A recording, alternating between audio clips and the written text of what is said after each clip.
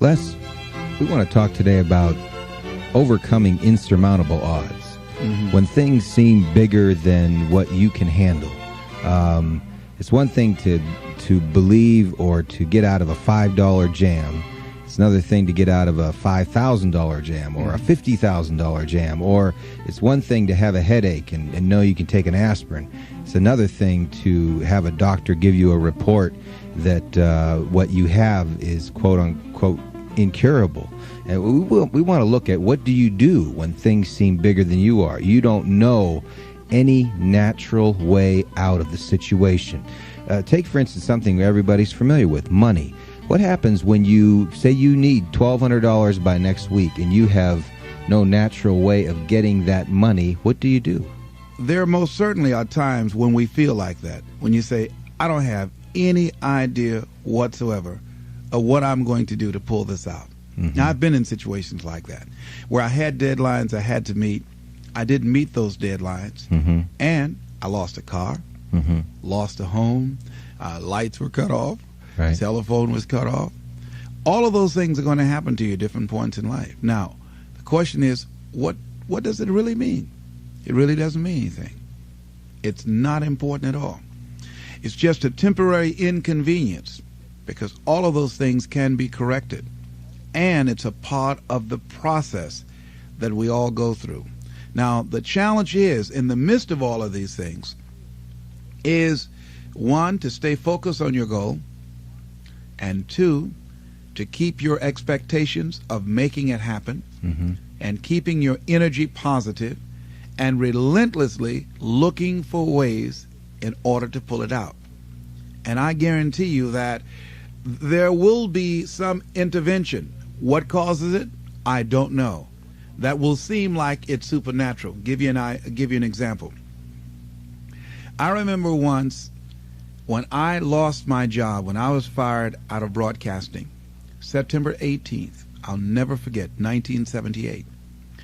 I was behind in my house notes, and my house was up for foreclosure. I did, Larry, everything I could. I had borrowed as much money as I could borrow. I had talked to family members and friends. I did everything I could.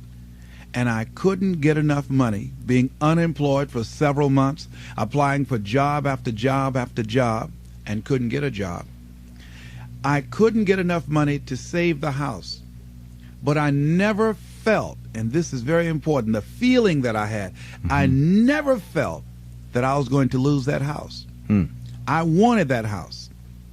And so what I did was very uncanny. I released it. I did the best that I could. And at that time, with the limited money that I did have, I decided to take a trip with my family to Miami to go down and spend time in the sun with my children and my wife. We caught a Greyhound bus from Columbus, Ohio, and we went to Florida. By the time I arrived on the day that the bank was to foreclose at 12 noon on the house, I got a call from one of my former assistants who went by the house and called me and said, Les, it's an emergency. Call Columbus right away. I did, and Carolyn Sloan said, Les, you won't believe this. You have a check from the Internal Revenue Service on your income tax. And it was enough to pay the house notes, and I had money over.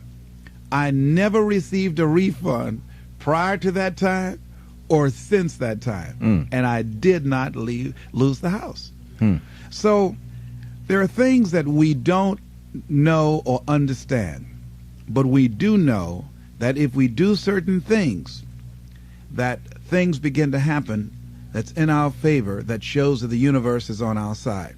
Everything that we're seeking, I believe that if we begin to align our thoughts with action and be relentless, don't try 2 or 3 things or 15 or 20 things, but 100 things, 500 things if necessary, 10,000 things as Edison did if necessary, until we find a way out. Many of us we eliminate many possibilities for ourselves because we really don't do all we can do. I think A.L. Williams was right when he said, all we can do is all we can do, and all we can do is enough. And I think, honestly speaking, even judging from myself, and I think that my commitment is stronger than most people. But if I had to literally measure my commitment in terms of what I put forth in my dream, I would say that I might have given about 18 to 20% of what I'm really capable of. As high in consciousness as I believe that I am, comparatively speaking, where I used to be, I'm still nowhere near reaching 50% of the commitment that I can make to accelerate the growth and the development of my dream and the manifestation of the things that I know within myself that I'm capable of producing. So our biggest challenge is beginning to look at within ourselves to remove those energy blocks, because if we're not producing the income that we want, let us not look outside of ourselves, but look within ourselves to find out, how am I blocking me? Am I really giving it all that I have? Am I really being as creative as I can be? Am I really unstoppable? Am I as relentless as I can be? Am I exhausting every means possible? Am I turning up every rock to find what it is that I'm looking for? That what resides between our ears, when we're thinking about how do I come up with $500, $1,200, or $2,000, is the same gray matter that resides between the ears of a Ross Perot or a Donald Trump when his bankers say, you've got 30 days. How is it that one man or woman can do it and do 1,000,000 times more than these other people, and the other ones don't? It has to be consciousness. It has to be, and when we talk about consciousness, we're talking about a collection of our thoughts, our feelings, and our emotions and experiences used as an active force to produce in our lives that which we want to produce. Because everything that exists in life, the microphones that we're speaking in, the shoes that we have on our feet, the chairs that we're sitting in, the clothes that we're wearing, the homes that we live in, the cars that we drive, all of that came out of our consciousness. That all came out of the invisible into the visible. And man was the vehicle, the outlet to produce that.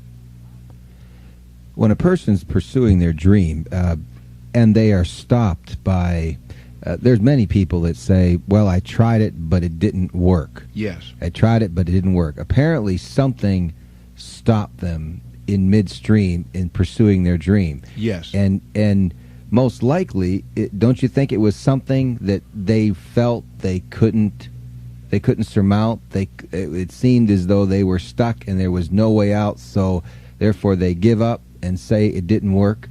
They drew a line. See, wherever we are stopped in our dream, we stopped at a place called willingness. Anybody that has fallen short of their goals, they ran into something that they were not willing to handle. Because in order to reach your dream, in order to make things happen, there must be a willingness to do what is required. If the need is to raise $2,000, and let's say you have a set of tapes for $40, are you willing to make 200 calls a day? Are you willing to stand on a corner and talk to people and say, listen, I've got a set of tapes here that can change your life? Are you willing to make the commitment that you will not go to sleep until you sell at least 10 tapes a day?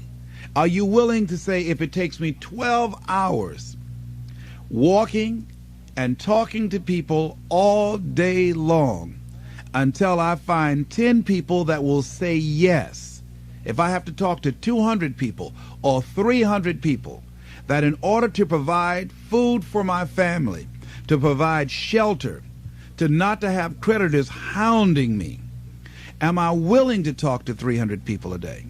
Am I willing to stand in an airport and sell tapes?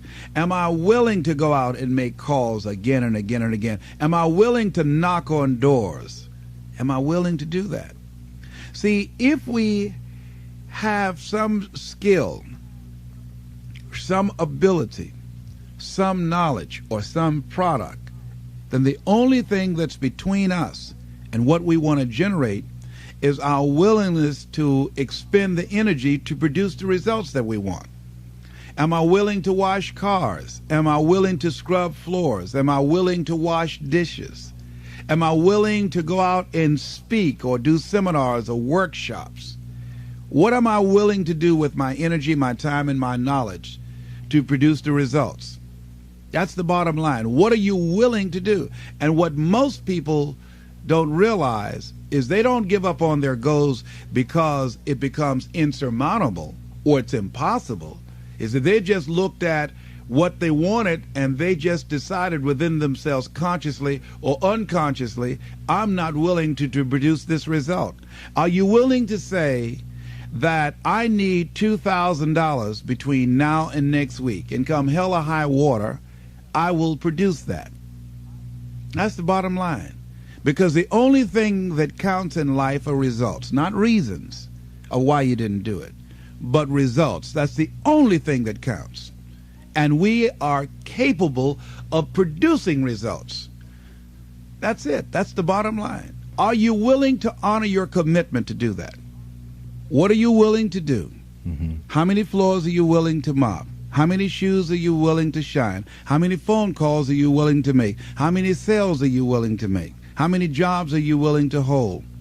How much service are you willing to provide?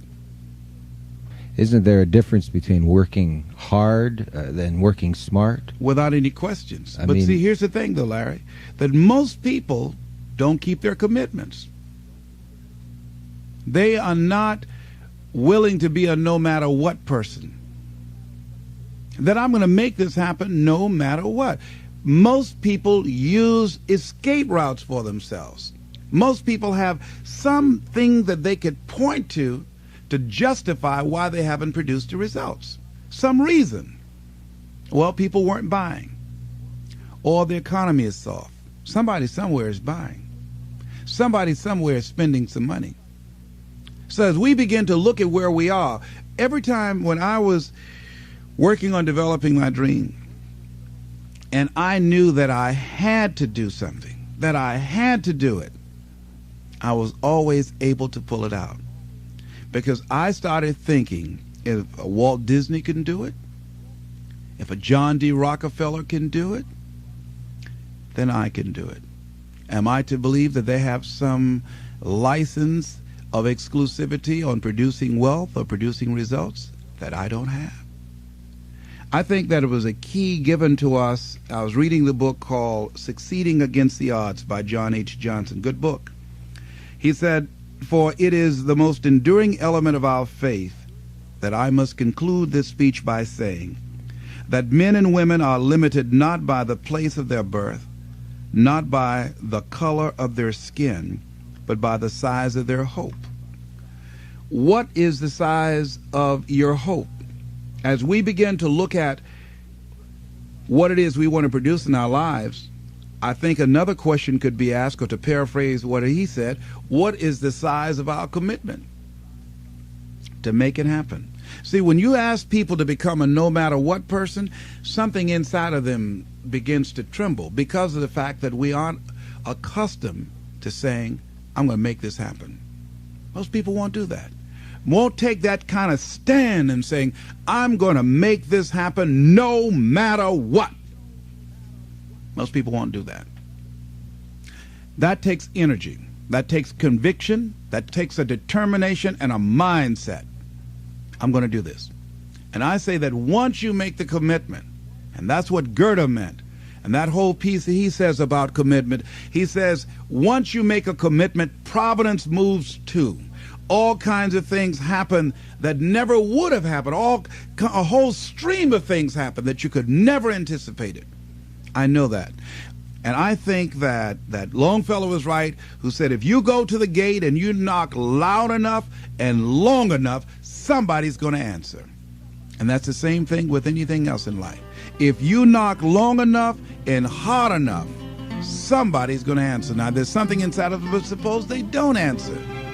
And I say to you, they will. But you must know that. You must know that.